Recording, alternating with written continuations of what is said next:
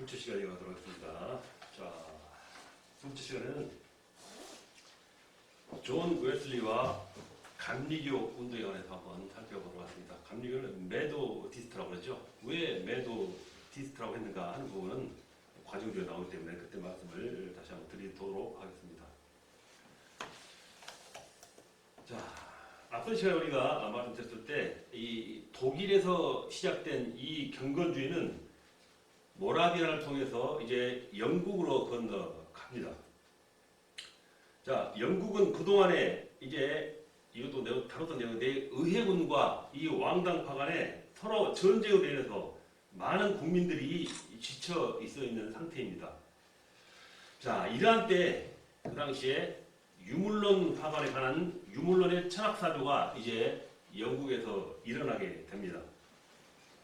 자, 프란치스코 베이컨은 자연에서 얻은 경험을 기초로 추상적인 철학의 길을 그 당시에 이제 열어놓게 됩니다. 그 후에 토머스 홉스는 이제 그 어떤 그런 철학을 이어받아서 이제 유물론 철학을 수립해 놓는 것이죠. 자, 이 홉스에 의하면은 지식이란 감각을 집성하는 것이며 정신이란 감각할 수 없을 정도의 정밀한 물체이고 영이란 존재하지 않는다라고 했습니다. 그래서 사람과 짐승의 차이는 정도의 차이일 뿐이다라고 말한 것이죠. 자, 영국에서는 이 유물론 이후 자연신론이 이제 또한 등장하게 됩니다. 이들 자연신론자들은 기독교가 자연 종교와 일치한다라고 이제 이런 주장을 또 하게 되죠. 그리고 스코틀랜드 철학자 데이비드 휴문, 오직 경험에 기초한 지식만이 진리라, 이런 또 주장을 하게 됩니다. 이 같은 이 휴메의 사상은 독일의 칸트에게 이제 이성주의로 발전되어 나가게 되죠. 자, 이렇게 정치적으로, 사회적으로, 종교적으로 무질서 가운데서 여러 가지 이성주의가 생겨나게 된다는 것입니다. 자, 이러한 때에 영국의 기독교계에 새로운 복음주의 운동에 의한 각성운동이 일어나게 된다는 것이죠. 자, 이 웨슬리와 조지 휘필드는 같은 사람이었습니다. 그래서 이 웨슬리의 경건운동은 바로 드디어 감리교라는 한 교단을 형성하게 된 것이죠. 그가 생애 동안 전개한 많은 신앙운동은 이제 기력을 잃어가는 그러한 시대적 배경에 의해서 기력을 잃어가는 기독교에게 큰 활력을 불어넣어주게 되죠. 자, 이제 그해가는 모습을 개략적으로 우리가 한번 살펴보도록 하겠습니다. 자, 이 웨슬리의 초기생이었죠. 이 존 웨슬리는 영국의 에버스 지방에서 태어났답니다. 그의 부친은 이제 사무엘 웨슬리는 영국 국교회의 사제였고 그의 모친 수잔나 역시 목사의 딸이었습니다. 존은 웨슬리는 이제 존의 부모지요. 이 존의 부모는 자녀를 자그마치 19명을 낳아서 길렀습니다. 존은 이들 19명 중에 15째였고 그의 동생인 찰스는 18번째 아들이었습니다. 자, 어느 날 존이 겨우 5살 때 이제 이 목사관에서 불이 났습니다. 자, 이 두 형제는 구사일속으로 이제 구명을 받아서 구조를 받아서 살아났죠. 그래서 그의 어머니는 그들을 불 속에서 달궈진 새처럼 구해냈다라고 이제 그런 부분에 있어서 자식에 대한 그 부분을 믿게 되죠. 자, 이 어머니 수산나는 남편의 도움을 받아가지고 이제 이처럼 많은 자식들을 가정에서 이제 교육시켜 나갑니다. 자, 이 존은 1720년에 옥스퍼드의 크라이스트 처치의 대학에서 입학해서 계속 우수한 성적을 냈기 때문에 1726년에 링컨 대학의 연구원으로 이제 임명을 받습니다. 자, 그 당시에 교수직에 이제 오르기 위해서는 성직 임명을 받아야만 했죠. 이 성직 임명을 받지 않으면 교수직에 오르지 못했다라는 것입니다. 자, 그래서 1725년 출세를 위해서 성공회 성직 임명을 받았다라는 것입니다. 잘못된 방법이죠. 자, 그래서 1725년에 출세를 위해서 그런 부사제의 서포를 받은 것입니다. 기독교인으로서도 그 필요했기 때문에 박사가 되기 위해서. 자, 이렇게 그릇된 동기에서 받은 이 안수 때문에 향후 10년, 10여 년 동안은 이 부분 때문에 많은 고민 속에서 살아가는 모습을 보이기도 하죠. 자, 1728년은 이제 존은 옥스퍼드를 떠나서 부친의 교구에 가서 이제 일을 하게 됩니다.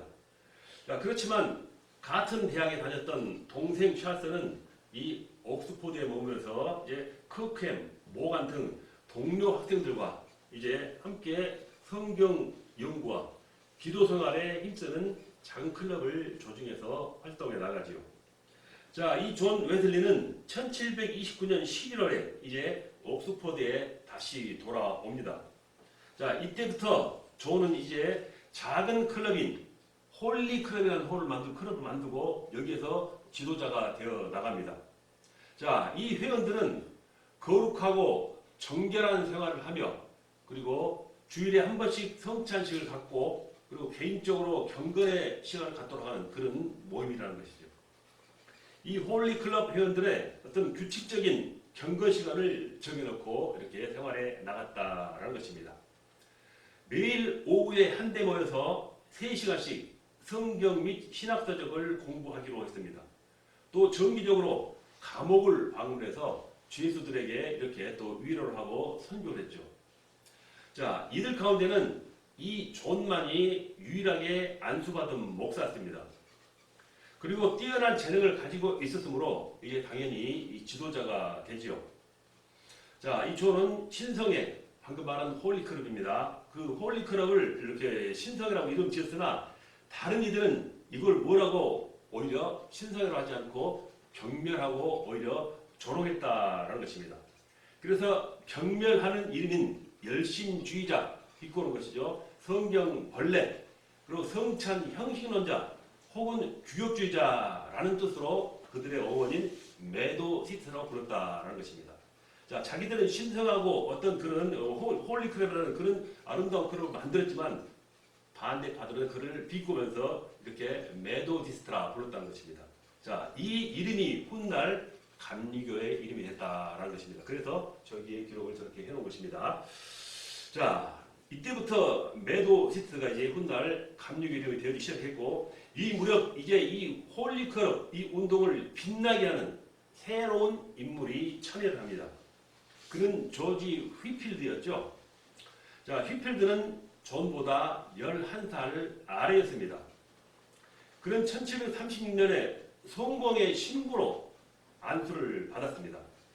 그는 타고난 웅변들과 그리고 열정 있는 전도자에서 많은 영혼들을 깨우치게 하지요. 자, 이 휘필드는 설교는 소박했습니다. 그는 하나님의 용서의 은총과 믿음으로 그리스도를 받아들였을 때 그 평화는 거기서 비롯되는 즐거운 생활과 어떤 거기에 이르는 봉사 생활을 강조하는 설교를 많이 했지요. 자, 그래서 그의 설교를 듣는 이들은 모두가 한결같이 그의 강하게 압박되는 그런 설교의 위력 앞에서 정복당하고 회개하고 이런 모습을 보였다는 것입니다. 자, 이 조지 휘필드는 미국에서는 더 큰 영향력을 끼치게 됩니다. 자, 그는 자그마치 미국 순회 집회를 8차례나 다녔었고 마지막으로 1767년 매사추에 있다가 1770년 이제 9월 30일에 별세를 하게 되죠. 자, 그런 생을 살아왔던 어떤 계략적인 웨슬리의 초기 생애의 모습을 한번 살펴봤습니다. 자, 그도 회개하는 시간이 있었다라는 것입니다. 그래서 이 웨슬리는 어느 때, 어떤 시간에, 어떤 순간에 회개를 했는가 하는 부분이죠. 자, 이 웨슬리는 옥스퍼드에서 이제 홀리클럽, 말씀드린 그 신성회를 통해서 대학생 선교 활동을 많이 하면서 이제 크게 인정을 받게 됩니다. 그는 이제 10여 년 동안의 캠퍼스 사역을 끝내고 미국의 조지아주의 인디언들의 선교사로 이렇게 자리를 옮깁니다. 그래서 1735년 말부터 1736년 초기까지 이 모라비안 형제단에 소속된 선교사들이 미국 조지아주에 있는 인디언들에게 복음을 전하기 위해서 이때 대서양을 건너고 있었습니다. 그때 이제 이 존과 그 동생인 찰스가 같이 함께 했다라는 것입니다. 이들이 함께 말씀드린 이 모라비안들과 같이 한 배를 타고 이제 건너게 된 것이죠.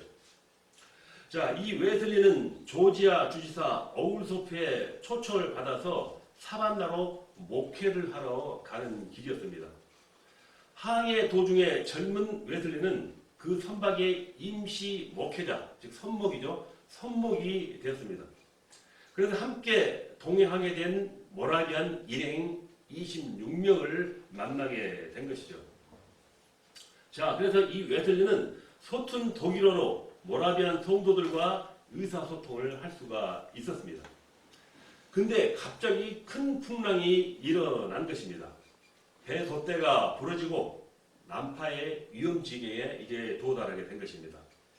자, 그런데 그 큰 풍랑 속에서 이 모라비안들은 침착성을 잃지 않도록 계속하여 평안한 찬송을 부르는 모습을 보여줬다는 것입니다. 선원들과 모든 사람들은 이제 공포에 질려서 사색이 되어 있었다는 것입니다. 자, 웨슬리도 전에 이제 그 홀리클럽에서 경건의 규칙에 따라서 열심히 자기를 훈련하고 성경 암송하고 기도를 했습니다. 그러나 자기 목숨을 잃을 것 같은 현재 이 공포 때문에 그의 경건 훈련은 아무 효력을 발휘하지 못했다라는 것이죠. 자, 그래서 이 폭풍이 지난 후에 이 웨슬리는 자기는 목사이면서도 공포에 시달렸는데 이 모라비안들은 죽음도 두려워하지 않고 이렇게 침착하게 용기를 잃지 않는 그런 모습을 보고 또한 새로운 것을 깨닫게 된 것입니다. 그리하여 웨슬리는 지금까지 자기 신앙에 대해서 깊은 회의감에 빠지게 됩니다. 자, 그래서 사반나에 도착한 이 웨슬리는 모라비아 형제 단원인 스팽겐베르크에게 또 이 신앙에 관한 대화를 나누게 되죠. 이때 스팽겐베르크는 웨슬리에게 다음과 같은 것을 물었습니다. 형제여, 그대는 그대 가슴 속에 성령님을 통해서 그대가 하나님의 자녀라는 것을 확신하고 있는가? 라고 이렇게 묻습니다. 이때 웨슬리는 대답을 못하고 있습니다. 그러자 다시 그는 당신은 예수 그리스도를 아는가? 라고 물었습니다. 웨슬리는 물론 그가 온 세상의 구주임을 다 안다 라고 했죠. 그러자 그는 또다시 묻기를 내가 묻는 것은 말하기를 내가 묻는 것은 온 세상의 구주인 것을 묻는 것이 아니라 그대 자신의 구세주이냐 구세주이냐라고 하는 것을 묻는다라고 했습니다. 이때 웨슬리는 그분께서 나를 구원하기 위해 죽으셨기를 바랍니다 라는 애매모호한 대답을 한 것입니다. 자, 이 웨슬리는 영국에서 좋은 목사의 아들로 태어났고 그리고 또 가장 좋은 옥스포드 대학에서도 공부를 했습니다. 그리고 그는 영국 국교회의 신부로서 서품도 받았습니다. 그뿐만 아니라 대학에서 많은 젊은 대학생들에게도 성경도 가르치고 기도도 인도하며 경건한 지도자로서 10여 년간을 헌신한 그런 사람인 것입니다. 그렇지만 웨슬리는 구원받지는 못한 사람이었습니다. 그는 단지 각종 종교 프로그램에 익숙하고 그런데 생활 몸을 담고 있는 종교인에 지나지 않았다라는 것입니다. 자, 이러한 경험 후에 그는 그의 내심은 이제 큰 혼란을 겪게 됩니다. 자, 미국의 선교사령관 웨슬리 형제는 이제 열심히 일을 하였습니다. 그렇지만 목사로서의 사역은 계속 실패를 했습니다. 자, 조지아주의 교인들에게 마치 전에 자기가 몸담았던 그 홀리클럽의 회원들처럼 행동해 줄 것을 기대했지만 전혀 자기 기대와는 달랐다라는 것이죠. 자, 이런 중에 이 동생 찰스가 이제 병 때문에 낙심하고 이제 다시 귀국하고 맙니다. 자, 여기에 존 웨슬리 역시 좌절하고 허덕이게 된다라는 것입니다.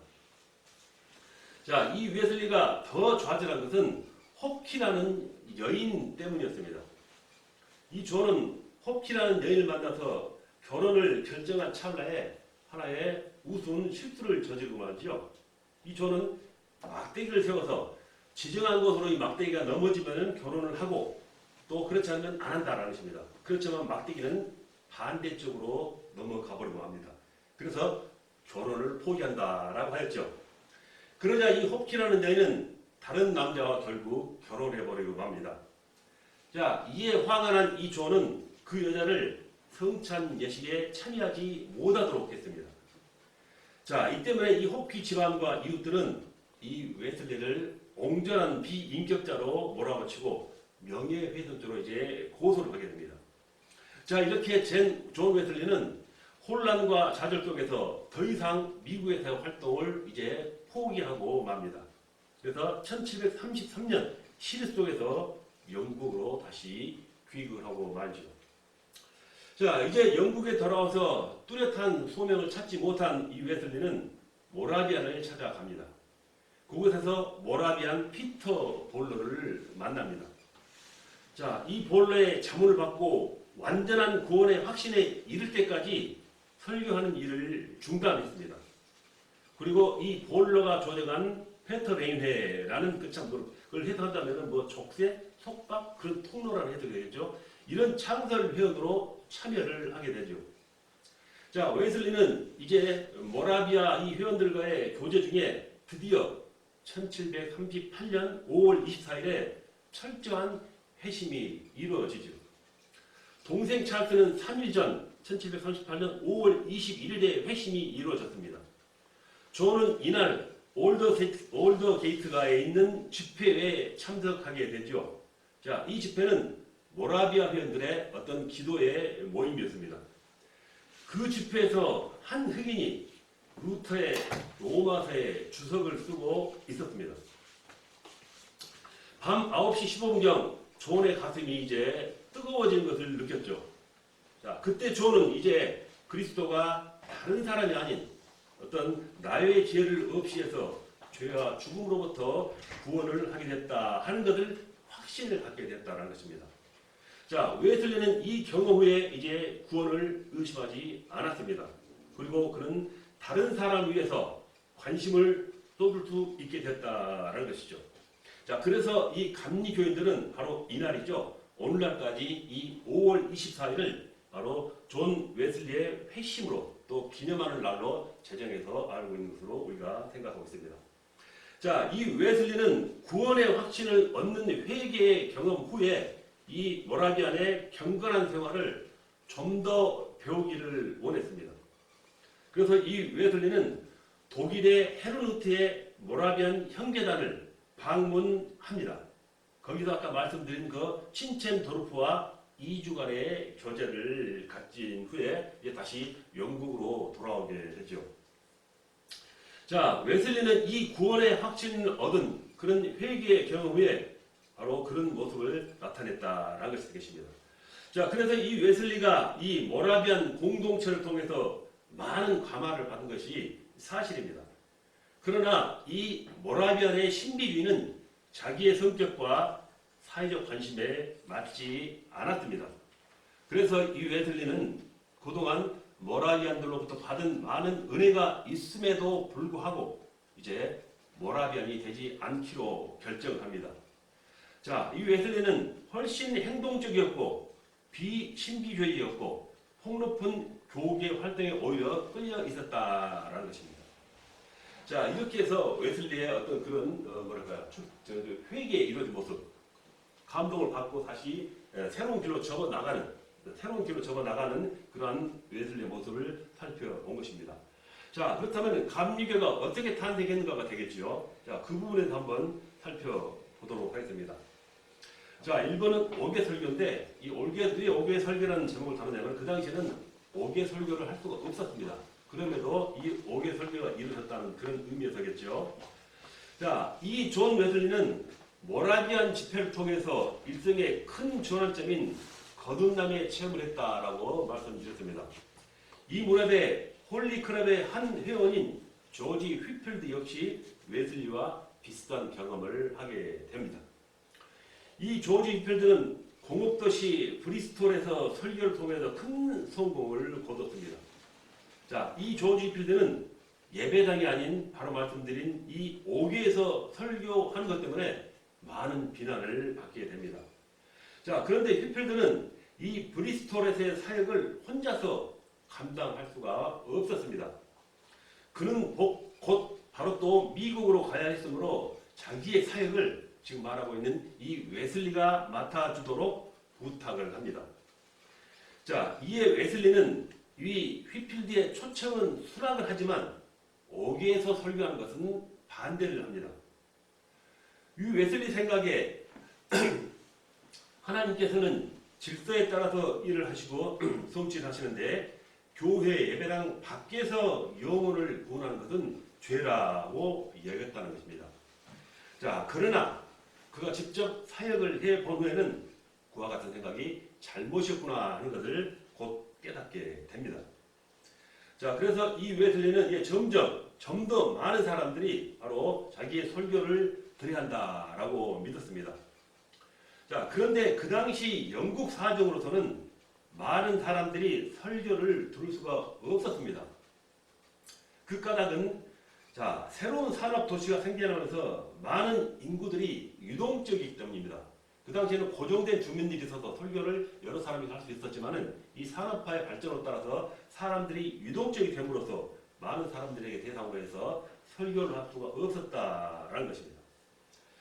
자, 그래서 제일 큰 원인은 바로 이 목회자의 어떤 그런 부족에 의한 일도 있었고, 바로 그래서 그런 부분이 그의 어떤 설교를 활발하게 펼쳐나가지 못한 부분으로 다가섰다는 것이죠.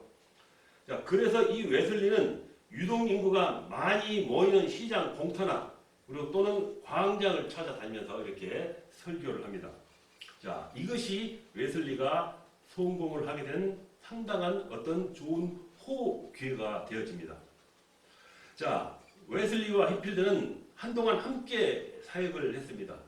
그러나 웨슬리가 차츰 이 운동의 지도자가 되어가고 있었지요. 자, 그러던 중에 이 둘은 이제 신학적 차이로 갈라지게 됩니다. 자, 웨슬리는 전통적인 칼빈주의의 예정론에 벗어난 알미니안주의의 입장을 취했습니다. 그에 반해 휘필드는 칼빈주의 입장에 선다라는 것입니다. 자, 이 두 사람은 이러한 신학 문제 때문에 논쟁 끝에 이제 결국 서로 갈라져서 휘필드는 칼빈주의 감리교회를 조직하지요. 이 칼빈의 감리교회 중심으로 주로 이제 웨일즈 지방에서 활동하게 됩니다. 휘필드는 헌팅던의 백작의 어떤 부자의 도움으로서 죽을 때까지 이제 64개의 예배당을 짓게 되기까지 하지요.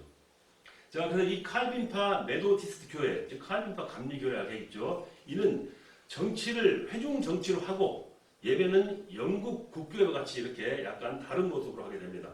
그래서 이 교회의 인물로 그 당시에 존 플래처가 크게 활동을 하게 되기도 하죠. 자, 그러나 이 웨슬리 신학은 알마니안 신학의 입장을 확고하게 하였습니다. 자, 이 웨슬리는 인간이 타락해서 하나님의 은총과 그리스도의 속죄로만이 구원이 가능하다라고 했습니다. 그리고 구원받은 그리스도에는 성령의 능력으로 성결한 생활을 해 나가야 한다라고 말했습니다. 그리고 그리스도에는 죄를 벗고 청결한 생활을 할 수 있으며 또한 이 세상에서 완전함에 도달할 수 있어야 한다라고 말하죠. 여기서 말하는 완전이란 전혀 죄가 없는 것을 말하는 것이 아니라 사람으로서의 완전을 말하는 부분입니다. 그래서 완전한 사람이란 하나님을 사랑하며 사람을 사랑할 줄 아는 사람이다. 이와 같은 신학적 바탕을 가진 웨슬리는 전에 그가 반대하고 죄악시했던 그 옥회 집회를 그가 역시 계승하게 되는 모습을 보이게 됩니다. 자, 이 웨슬리는 앞서 말한 이 휘필드만큼 박력 있는 설교는 하지 못했습니다. 그러나 성실함과 그리고 실제적인 신앙에 대한 호소 때문에 커다란 가만을 줄 수가 있었지요. 자, 이렇게 시작된 그의 옥외 설교는 약 50년간 그의 전도 생활의 한 큰 패턴이 되어지지요. 그가 설교할 때면은 많은 군중들이 이렇게 몰려왔답니다. 청중들은 어떤 사람들은 그 말씀을 듣다가 외치고 땅에 거꾸러지기도 하고 또 몸을 뒤틀고 이런 모습을 나타내기도 했었죠. 자, 웨슬리는 그런 현상이 성령의 역사 아니면 악마의 반항적인 발악이다라고 또 이렇게 말을 하기도 합니다. 자, 이 웨슬리는 그때 새로운 교파를 설립할 의도는 없었습니다. 자신은 성공의 목사로서 평생을 지킬 생각이었죠. 그래서 성공의 예배 시간과 상충되지 않도록 이렇게 조절했죠. 그리고 성찬은 성공에서 받는 것을 그 당시에 당연하게 여깁니다. 이런 모습을 보였던 바로 웨슬리의 모습이죠. 자, 오기의 설교와 또 웨슬리에 관해서 알아봤고, 그 다음은 감리회를 조직하는 부분이 나옵니다. 존 웨슬리가 어떻게 이 감리회를 조직했는가 하는 그 부분인 것이죠.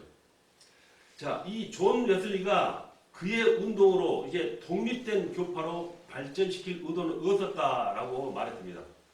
자, 그러더라도 그는 그의 운동에 성공을 위해서 어떤 조직이 필요하게 되는 것이죠. 자, 모인 군중들을 효율적으로 이제 운영하고 관리하기 위해서는 조직이 필연적으로 따라야만 했습니다. 그래서 이 웨슬리는 조직에 있어서 그 당시에 그 타고난 어떤 천재적인 능력을 가지고 있었죠. 그래서 드디어 그는 조직을 만들기 시작합니다. 1738년 5월 1일은 바로 감리교가 탄생하는 날이라고 말을 하죠. 이 감리교의 탄생에 대해서 세 가지 다른 주장을 하고 있습니다. 첫째는 1729년 11월 옥스퍼드에서 홀리클럽을 창설할 때 그게 바로 감리교의 시작으로 보는 견해.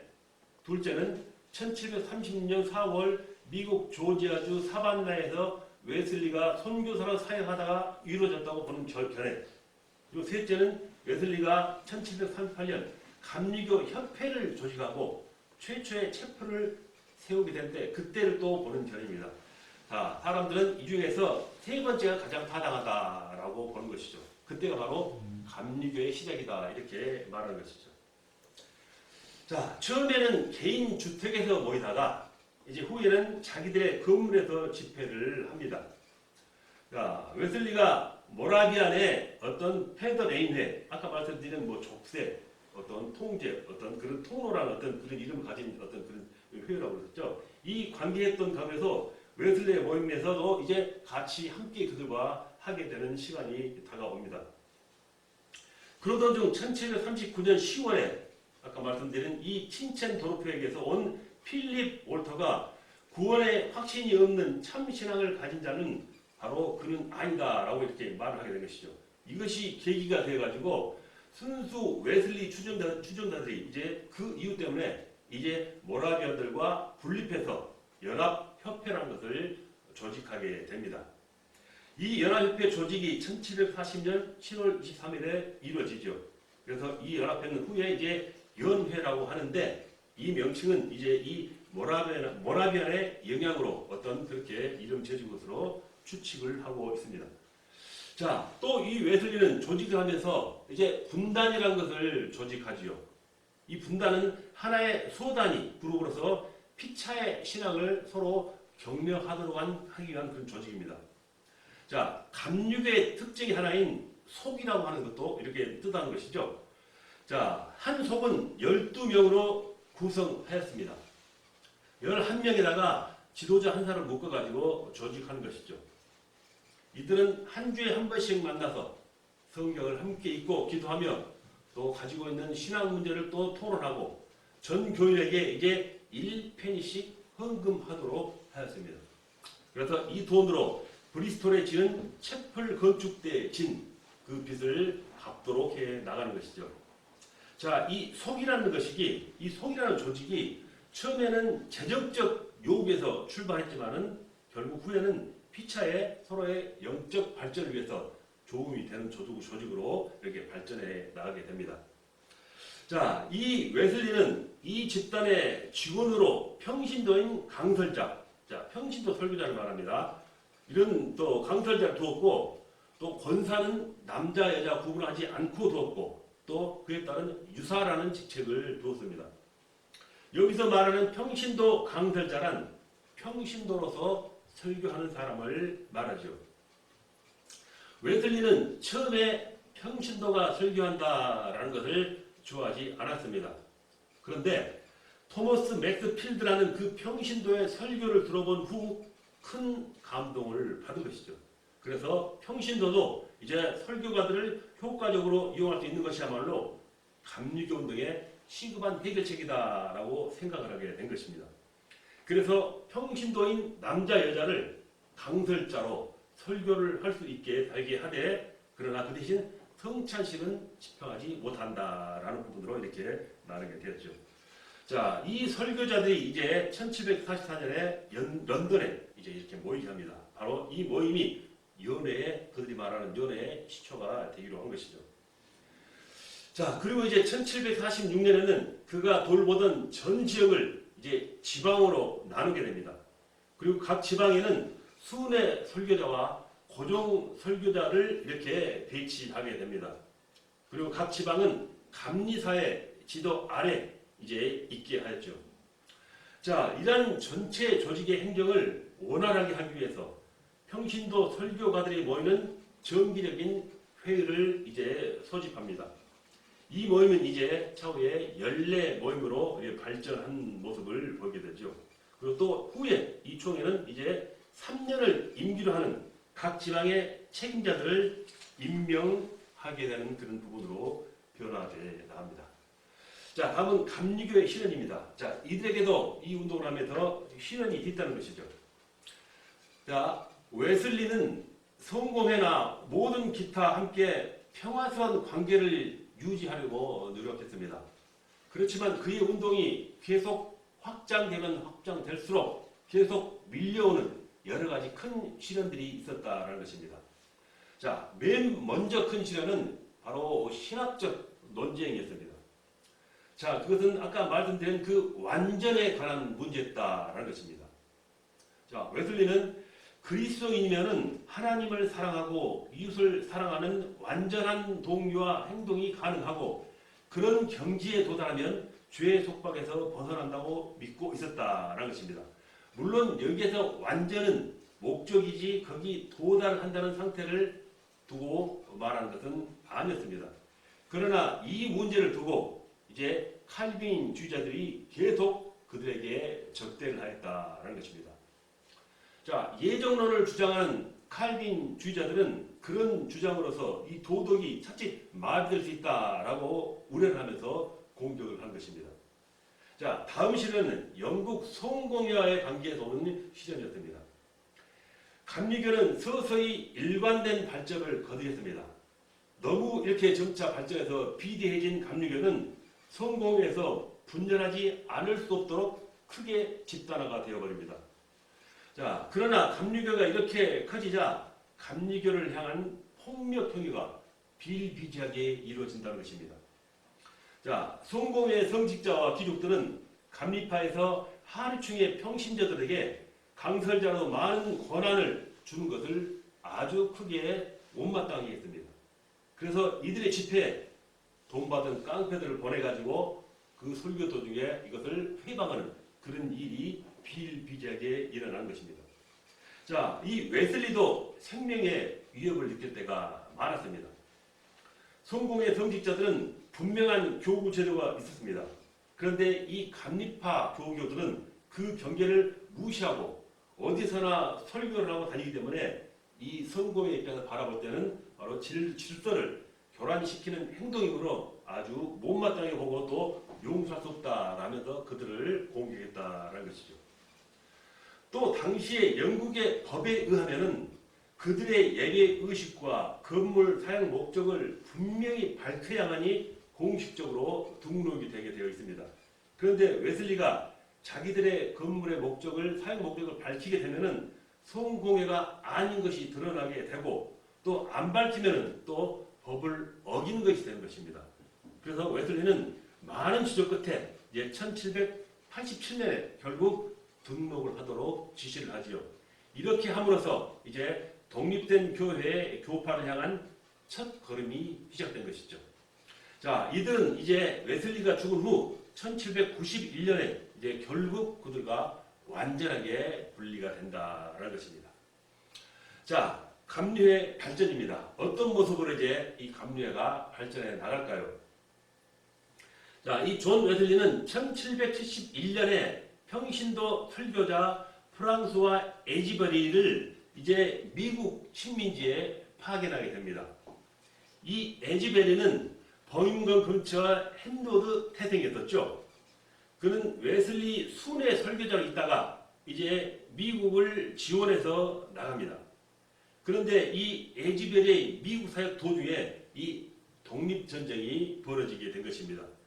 자, 그 이후로 다른 사역자들은 다 귀국을 했지만은 그는 미국에 남아서 이렇게 미국에서의 감리교 확장에 크게 기여를 합니다.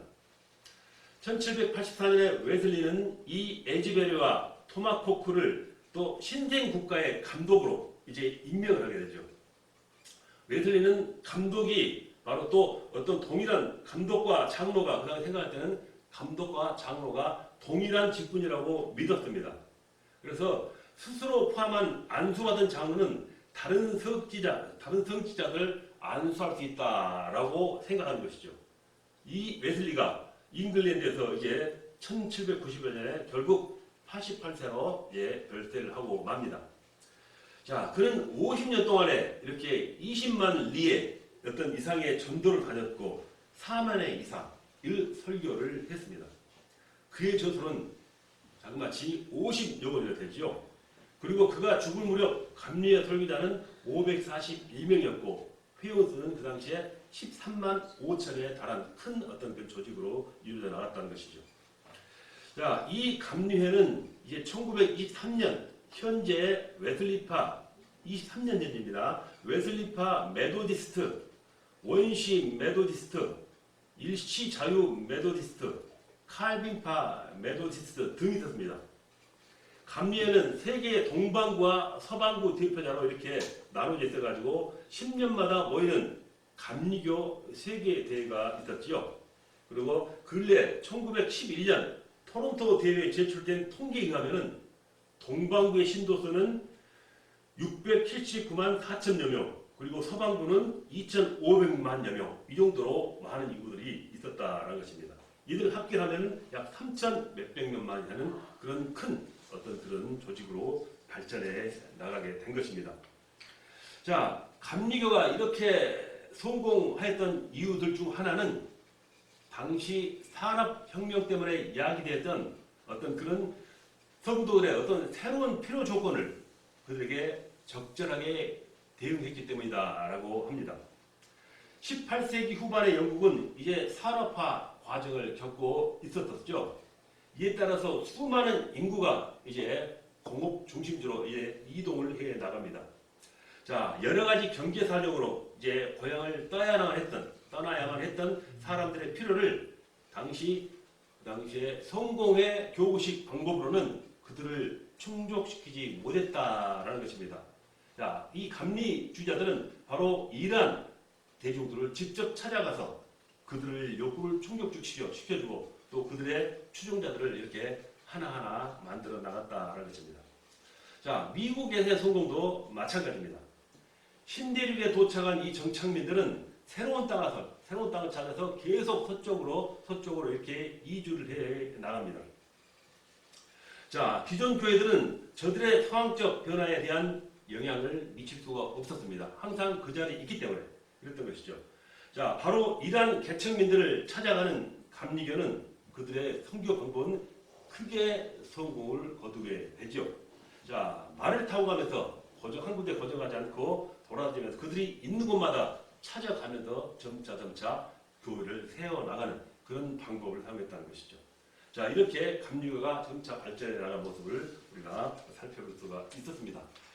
자, 다음은 감리교의 특징까지 한번 살펴보도록 하겠습니다. 자, 감리교 교훈의 특징들은 우리가 4가지로 요약을 할 수가 있습니다. 자, 가장 먼저 보편적인 교훈을 알아볼 때 좀 기록해야겠네요. 잠깐. 시간이 없는데. 제목을 적어드리겠습니다.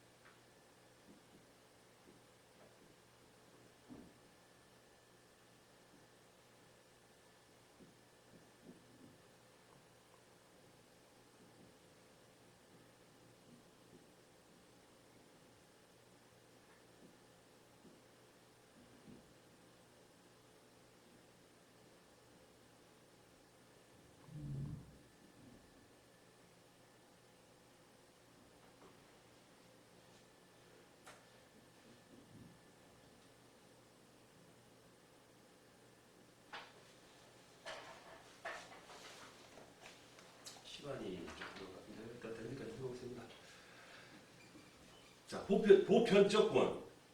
자, 칼빈 주자들은 제한적 구원을 주장했습니다. 그러나 감리교는 누구든지 다 구원 얻을 수 있다는 보편적 구원을 주장했습니다. 이 신학적 차이가 선교에서 얼마나 큰 차이가 나는가 하는 것을 보여준 것은 앞서 경건주의 운동 때 우리가 이 문제를 다뤘습니다. 자, 그릇된 신학이 교회를 퇴보시키고 문화를 흑암으로 만들었던 것을 우리가 중세 교회에서 봐왔고 개혁 신학자들에게서도 봐왔습니다. 자, 교회 개혁 후 로마 카톨릭은 유럽에서 이른 그런 기독교를 남미나 동남아 그리고 아프리카에서 회복하고도 나왔습니다. 그런데 같은 시기에 개혁주의자들은 성교는 더 이상 할 필요가 없다라고 생각한 것입니다. 그러나 여기 감리교 신학은 그 같은 신학적인 모순을 극복했다라는 것이죠.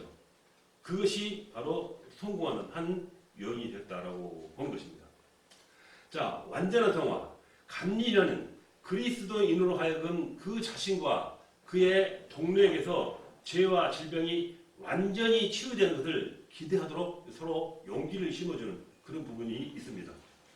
그리고 성도의 교제는 이 감리회는 그리스도인의 형제됨을 선포합니다. 그리스도인의 형제됨의 증거는 서로 교제를 나누며 서로의 짐을 나누어 짐으로써 이제 그리스도의 사랑의 법을 성취한 것에 근거를 삼습니다. 이들은 교인의 증거가 성례전의 준수나 목사에 대한 복종 또는 신조에 대한 찬성 바로 거기에 있는 것이 아니다라고 또 이렇게 말하죠. 자, 그들의 봉사는 어떻게 생각할까요?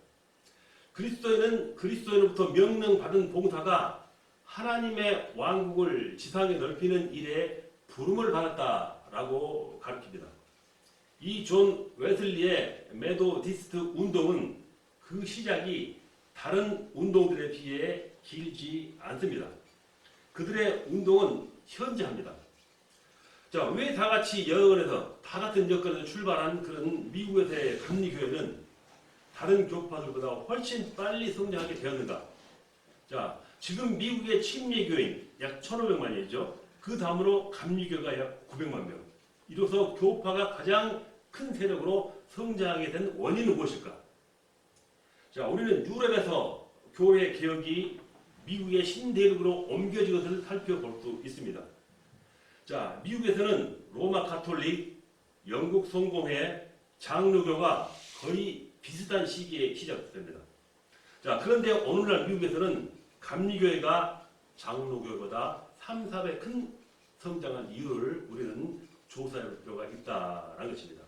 자, 이러한 부분들을 우리가 깊게 생각하면서 우리 선교 방법이나 선교의 전도 방법에 있어서 이들의 모습에서 한번 살펴보고 앞으로 나갈 방법이라든가 방향을 다시 한번 정해보는 것을 생각할 수 있는 부분으로 우리 이제 전해주는 부분이 되겠습니다. 자, 이렇게 오늘 우리가 계속 5왕의 존 웨슬리와 감리교 메디스트 운동에 한번 살펴보았습니다. 자, 다음 시간에 이제 미국의 초기교회로 나옵니다. 자, 그 부분은 다음 시간에 또 이어가도록 하겠습니다. 잘하면은 교사 시간은 한 2시간 정도 남은 것 같아요. 거의 현대 돌아왔죠. 그때 마치고 나서 또 새로운 과목으로 여러분과 함께 돌아오도록 하겠습니다. 오늘 수업 마치겠습니다. 수고하셨습니다. 수고하셨습니다.